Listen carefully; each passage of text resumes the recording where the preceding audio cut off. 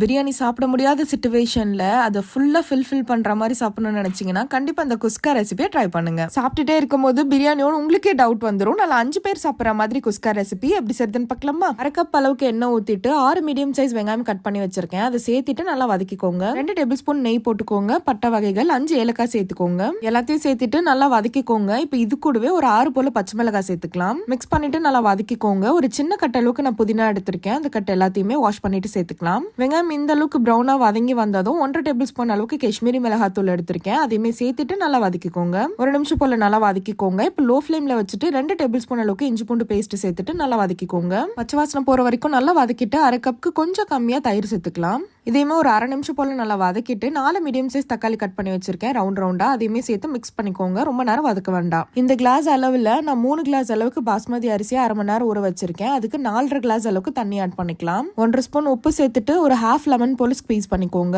இப்போ நம்ம ஊற வச்சிருந்த பாஸ்மதி ரைஸ் சேர்த்துக்கலாம். நல்லா கொதிக்கும் போது சேர்த்துக்கோங்க.